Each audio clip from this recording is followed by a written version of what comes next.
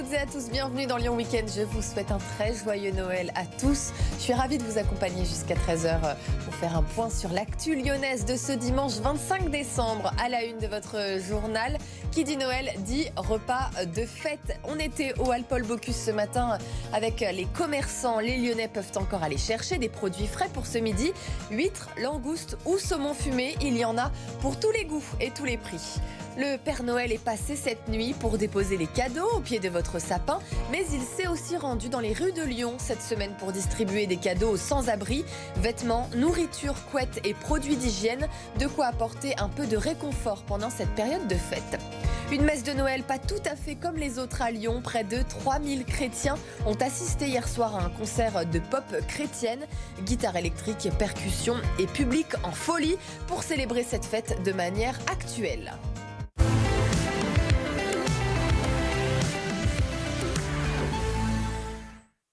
Après le réveillon de Noël, vous allez très certainement encore vous régaler ce midi au Hall Paul Bocuse. On se préparait tôt ce matin pour accueillir les derniers Lyonnais qui viennent acheter des produits frais pour ce midi. Langoustes, saumon fumé et bien sûr les huîtres. Comment mange-t-on ce produit phare des fêtes de Noël? On était ce matin avec Éric Giraud, propriétaire du restaurant Écaillé chez Antonin. Il nous donne quelques conseils, écoutez. Les huîtres, c'est très digeste, donc on peut en manger des quantités énormes. C'est absolument pas un aliment lourd. Moi, j'aime la spéciale de Charente, ou l'Utah Beach. L'huître un peu charnue, avec un petit goût de noisette. Avec un tour de moulin à poivre, ça rehausse le goût de l'huître. Je mets pas de citron ni de vinaigre à l'échalote. Ça fait 32 ans, il y a 32 ans, les gens voulaient uniquement de la fine de Cléa de Charente. Et maintenant, les gens sont de plus en plus curieux sur la différente qualité d'huître.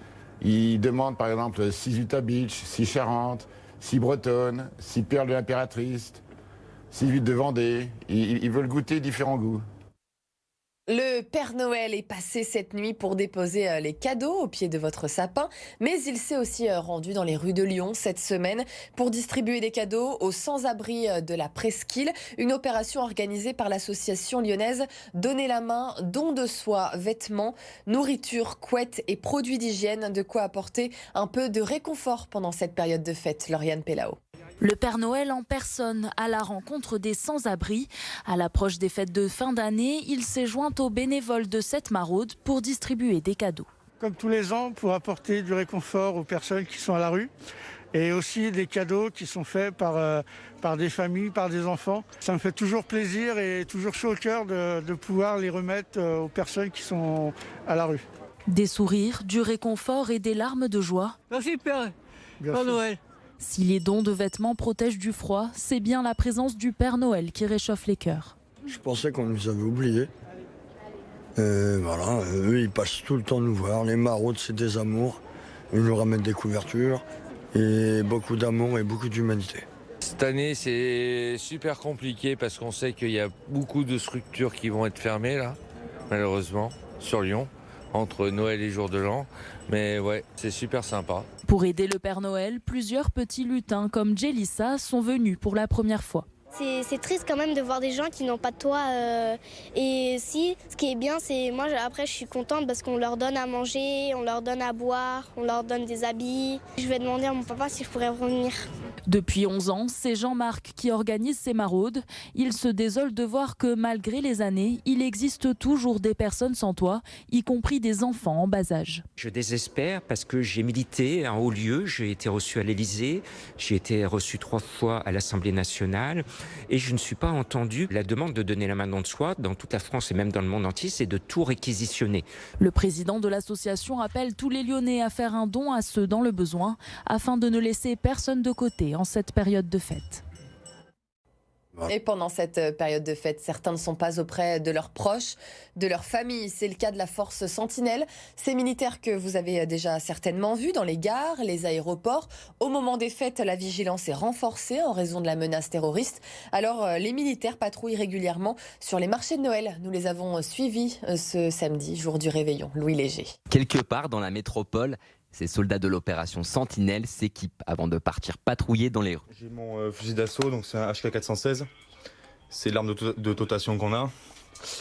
Après j'ai mon casque lourd, mon BDT, donc c'est comme une matraque, une gazeuse, 4 chargeurs.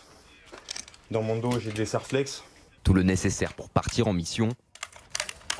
Pour ces 8 soldats, direction la Presqu'île. Ici, place Carnot, la patrouille arrive. Donc on va partir dans cette direction, allure tranquille. On part, on observe, omnidirectionnel. C'est bon. L'équipe de tête, il y en a un qui regarde au plus près, l'autre au plus loin. Les instructions sont données par le sergent. Objectif aujourd'hui, veiller à la sécurité de ce marché de Noël. Pour ces hommes-là, la vigilance est permanente. Tout simplement, on observe. On est toujours en mouvement.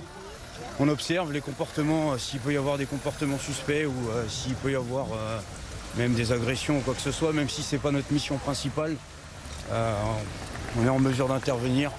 Des effectifs qui fluctuent en fonction des risques et des événements qui nécessitent une présence militaire accrue. Pendant les fêtes, ces femmes et ces hommes sont loin de leur famille. Alors, en cette veille de Noël, une fois de retour dans leur base, collations et cadeaux leur sont offerts. Un sac avec différents objets qui peuvent passionner les militaires pour la vie en campagne ou pour la vie au quartier. Et puis un certain nombre de réservistes lyonnais, d'entrepreneurs lyonnais, comme le chocolatier voisin, ont témoigné eux aussi tout leur respect et toute leur admiration pour nos soldats en leur offrant des chocolats pour égayer la journée. Sur l'ensemble du territoire français, ce sont 3000 soldats qui sont affectés à l'opération Sentinelle. Les chrétiens lyonnais ont fêté Noël hier soir à la salle 3000. Un grand concert de pop chrétienne était organisé juste avant la messe. En famille, entre amis, on a dansé, chanté. Une manière de remettre au goût du jour les chants traditionnels. Pauline Tugent. Guitare électrique, percussions et public debout. L'ambiance est à son comble hier soir à la salle 3000 pour ce concert de pop chrétienne.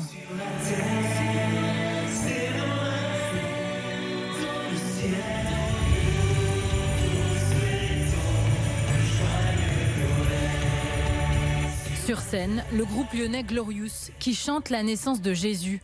Dans la salle, quasiment pleine, les fidèles dansent, chantent et applaudissent pour ce réveillon de Noël, tout en décibels. Très bonne ambiance en fait, voilà. Comme d'habitude, une bonne ambiance et tout, et voilà. Ça veut dire qu'à l'église, c'est pas tout froid, mais il y a aussi de la chaleur, il y a de bonnes vibrations de l'ambiance. C'est super parce que pour les jeunes, ça donne plus envie de venir. C'est tout de suite plus dynamique et c'est mieux quoi. C'est même des copains d'enfance, donc je les adore. Et vraiment, on passe un super moment, c'est la joie, c'est la fête, c'est la plus belle fête de l'année. C'est vraiment notre manière de voir aujourd'hui la foi catholique. On pense que il faut le dire, il faut le crier, il faut le chanter.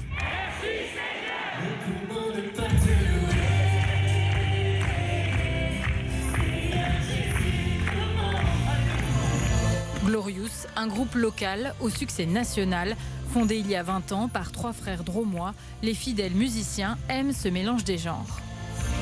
Nous, ce qu'on a souhaité faire, c'est partager notre foi et partager ce qu'on avait au plus profond de notre cœur, mais de façon juste avec la musique qu'on aimait. La musique qu'on aime, c'est la musique actuelle, la pop. Et Glorious est né de cette alliance entre la musique pop et aussi la rencontre avec le spirituel, avec la Bible, avec le message du christianisme. Dépoussiérer la messe de Noël, c'est bien l'idée de la paroisse Sainte-Blandine qui a organisé l'événement. On est en 2022, est-ce qu'on est encore obligé d'avoir un vieil orgue et un chanteur qui a une voix qui déraille un petit peu? Non, j'ai envie de dire en 2022, utilisons les codes de notre siècle. Après une petite heure de concert, le prêtre de l'église Sainte-Blandine a célébré une messe de Noël. La vie éternelle. Amen.